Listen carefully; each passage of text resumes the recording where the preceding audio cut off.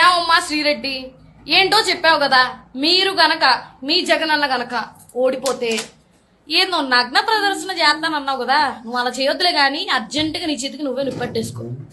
ఎందుకంటే మా వాళ్ళు మీ వాళ్ళ కంటే సాఫ్ట్ అయితే కాదు, గుర్తుపెట్టుకో. ఇప్పటిదాకా మూసుకొని కూర్చున్నావు అంటే అది బాబు గారి మీద ఉన్న గౌరవం వల్ల, ఆయన చెప్పిన మాటల్లో మీరు నడిచిన దాని వల్ల. ఇవాళ ఆయన సైలెంట్గా ఉండమన్నా సరే ఆడవాళ్ళమైనా మేమైతే సైలెంట్గా ఉన్నాం. నీకు మీ పేటిఎం బ్యాచ్ కి ర్యాంప్ పాడిపోద్దాం అనుకుంటున్నావు. నోరు మూసుకొని ఇక కూర్చో, బయటికి రా. ఫస్ట్ నువ్వు ఎక్కడున్నావు నాకు కావాలి. నువ్వు కనిపించావు, ఇప్పుడు దాకా చించుకున్నావు కదా. అబ్బా అయ్యా అనుకుంటూ చించుకున్నావు కదా మొన్న కూడా ఏదో వీడియో పెట్టి. దయచేసి ఏం లేవు నీకెక్కడ, పగిలిపోద్ది. We're waiting.